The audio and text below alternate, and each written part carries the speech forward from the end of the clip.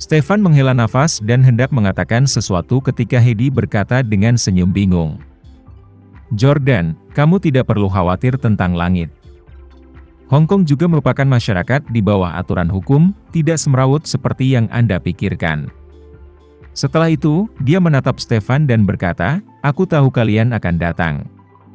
Bagasinya sudah dikemas, bisakah kamu membiarkan aku mengambilnya?" Stefan memberi isyarat kepada rekan lain di sampingnya, mengatakan, "Kamu masuk bersamanya." Pihak lain segera setuju, "Oke." Segera setelah itu, Heidi mengeluarkan koper kecilnya yang lusuh dan berjalan dengan ditemani oleh polisi. Dia memandang Jordan dan tersenyum tipis, "Jordan, kamu sudah dewasa, kamu bukan anak yang lemah lagi. Kamu harus belajar mandiri. Ingat apa yang saya katakan. Jalankan toko ini dengan baik, jangan merusak kerja kerasku selama 20 tahun, mengerti?" Anak laki-laki yang kuat mulai meneteskan air mata, sambil mengangguk berulang kali dan tersedak berkata, "Saya tahu Paman Heidi." Heidi mengangguk puas, dan melihat kerumunan pengunjung yang terkejut, melengkungkan tangannya dan berkata, "Banyak dari Anda adalah pelanggan lama saya. Setelah malam ini, saya tidak bisa memasak nasi angsa panggang untuk Anda. Tapi Jordan, dia telah mengikutiku selama lebih dari 10 tahun, keahlian yang dia pelajari dengan sangat baik. Saya harap Anda dapat lebih mendukung bisnisnya di masa depan." Semua pengunjung tahu bahwa Heidi terdampar secara ilegal di AS. Meskipun mereka tidak mengetahui masa lalunya, jelas bahwa karena polisi telah mendekatinya, dia pasti akan dideportasi kembali. Jadi, semua orang angkat bicara untuk meyakinkannya dan mengatakan mereka akan lebih sering mengurus bisnis Jordan. Heidi mengucapkan terima kasih kepada orang-orang, dan kemudian memandang Jordan dan menginstruksikan. "Jordan, aku akan pergi, makanan ini untukku malam ini, kamu harus ingat untuk memberikan semua tagihan gratis." Visi Sarah tak tertandingi di seluruh keluarga Polan. Ketika dia bersiap untuk membangun gedung Anbang, dia menghabiskan banyak uang untuk membuat lantai atas gedung Anbang tidak bisa ditembus. Lantai atas gedung Anbang terbuat dari kaca anti peluru dengan standar yang sangat tinggi. Dan lorong-lorong dan poros lift yang menuju ke atap dan lantai bawah di lantai atas dilengkapi dengan partisi fisik. Sekuat brankas ban, dan setelah semua partisi fisik yang kuat ditutup, seluruh lantai atas dapat digambarkan kokoh. Desainnya yang kokoh membuat senjata apapun tidak mungkin masuk ke lantai atas dari atap. Lantai bawah atau jendela, kecuali pihak lain berani menerbangkan helikopter tempur di pusat kota New York untuk menyerang. Kalau tidak, tidak mungkin bagi siapapun untuk masuk. Apalagi Anbang Building terletak di tengah Manhattan. Bahkan seluruh wilayah Amerika Serikat yang paling makmur, ditambah insiden September 11. Untuk polisi AS dan Departemen Keamanan Nasional, keamanan gedung pencakar langit New York sangat penting. Jadi sama sekali tidak ada yang berani di tempat-tempat seperti itu, serangan besar-besaran di gedung Anbang. Juga tidak mungkin ada bandit yang bisa mengambil helikopter tempur. Senjata pemusnah massal, di atas Manhattan, New York. Inilah tepatnya mengapa Sarah telah lama menyimpulkan bahwa begitu keluarga Polan menghadapi bencana besar, bersembunyi di gedung Anbang pasti lebih aman daripada tempat lain. Tidak peduli di mana seorang New Yorker berada di New York, selama dia melihat ke Manhattan yang ramai.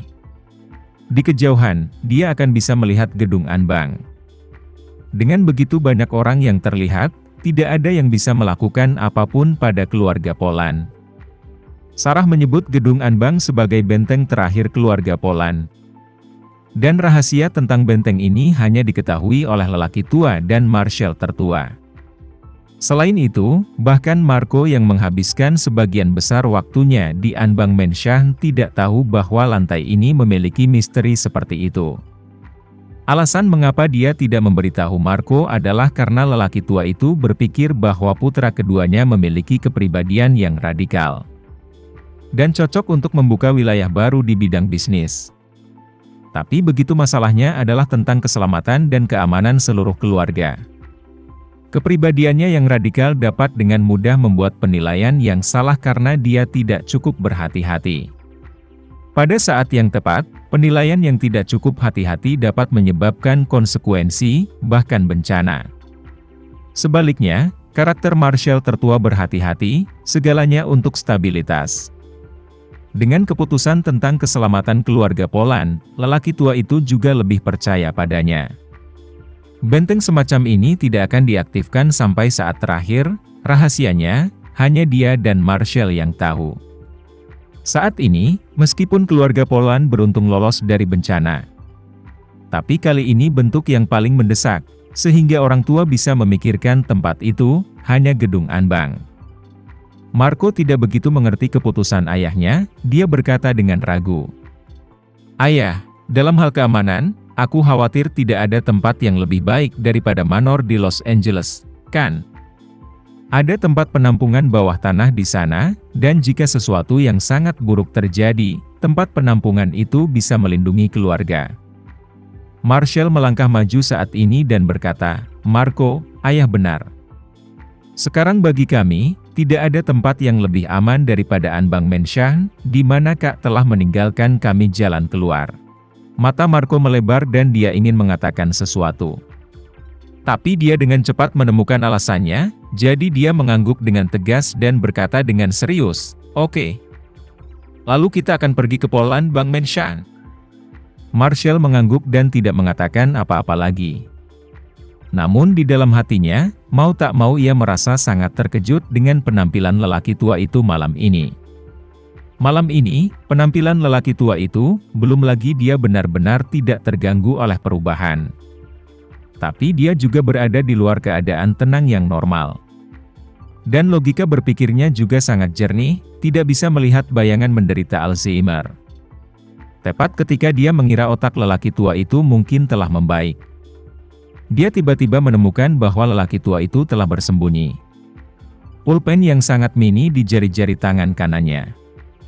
Dan dia juga terus-menerus menyodok telapak tangan kirinya diam-diam dengan ujung pena.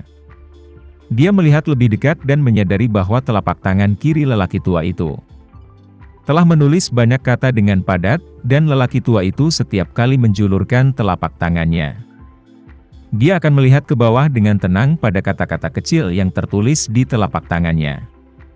Marshall bahkan menemukan bahwa telapak tangan lelaki tua itu telah melubangi suatu lokasi. Beberapa poin telah menyodok dalam dan tenggelam. Bahkan kulitnya rusak karena ditusuk terus-menerus. Tinta ballpoint bahkan menembus ke dalam kulit, membentuk bekas mirip tato lama. Meskipun tidak mungkin untuk melihat apa yang tertulis di telapak tangan orang tua itu. Tapi Marshall bisa menebak, itu pasti orang tua itu sendiri yang menulis kata-kata untuk terus-menerus mengingatkan dirinya akan kata-katanya sendiri. Marshall merasakan sakit hati, tetapi juga tidak bisa menahan diri untuk tidak bersandar pada lelaki tua itu. Sampai lelaki tua itu, selanjutnya menyodok dengan titik bola di telapak tangannya. Dan mengintip teksnya, dia hanya melihat 3 baris tertulis di atasnya. Sarah dan Cahya Renza telah pergi selama 20 tahun penuh. Terima kasih atas kebaikan tunangan Tama karena telah menyelamatkan hidupku. Tama belum kembali. Melihat 3 garis ini, hidung Marshall sakit dan matanya tidak bisa menahan rasa panas yang basah. Dia tahu bahwa lelaki tua itu pasti sangat kesakitan ketika dia menulis 3 baris ini. Dia juga melihat alasan mengapa lelaki tua itu menulis 3 baris ini. Ini untuk mengingatkan dirinya sendiri terus-menerus dan tidak melupakan potongan-potongan informasi ini. Sebagai seorang anak, melihat ayahnya begitu keras untuk mengingat putrinya sendiri. Dan menantu laki-laki yang telah meninggal selama 20 tahun. Cucunya yang belum ditemukan, dan hati Marshall semakin hancur. Sekian dulu ya video kali ini, kita lanjutkan lagi videonya di lain waktu. Oh iya, bagaimana menurut kalian? Semoga bisa sedikit menghibur kalian semua. Untuk teman-teman yang baru nonton, jangan lupa subscribe ya, hehehe. Dan kalau teman-teman ada yang ingin gabung langganan, bisa langsung gabung saja untuk dapat fitur yang menarik dan sedikit membantu Mimin. Terima kasih banyak sudah menonton, sampai jumpa lagi, bye bye bye.